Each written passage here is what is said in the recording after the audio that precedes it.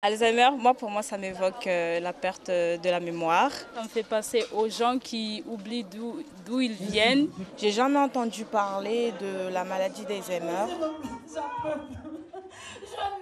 Cette scène de vie où une famille mahoraise se retrouve confrontée à un parent malade d'Alzheimer est le quotidien d'1 million de Français. 3 millions si on y ajoute les proches, les aidants familiaux.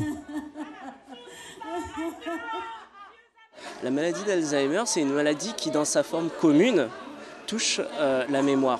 En fait, c'est surtout la mémoire récente. Ça commence par des difficultés à se souvenir de choses qui sont récentes, avec une petite tendance à la répétition, à reposer les questions. Et au fur et à mesure que la maladie va évoluer, elle va finir par toucher d'autres fonctions du cerveau, elle va s'étendre dans le cerveau et donner d'autres troubles et d'autres complications. Une maladie neurodégénérative méconnue à Mayotte où l'on comptabiliserait environ 9000 cas.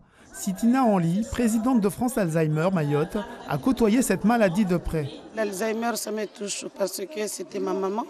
Je suis restée aidante pendant 8 ans avec ma mère. Quand on a cette maladie-là à la maison, c'est comme si on s'embrouille, c'est comme si on est désorienté parce qu'on ne sait pas où aller, on ne sait pas que faire, on ne sait rien.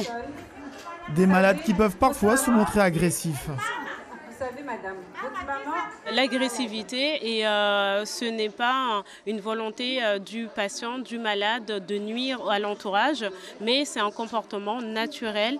Une récente étude britannique établit le lien entre souffrir d'une maladie cardiovasculaire et le risque de développer la maladie d'Alzheimer. À Mayotte, ici, 58% des patients ont des troubles vasculaires liés à l'hypertension artérielle, contre 18% en métropole. Sur un territoire dépourvu de structure, l'association France Alzheimer Mayotte s'évertue au travers de ses actions et de ses contacts à trouver aussi des lieux refuges. À Mayotte, ça vient.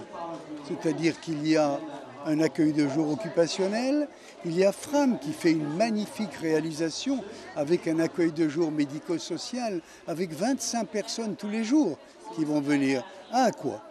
Chaque année, 225 000 nouveaux cas de maladie d'Alzheimer sont recensés sur le territoire national.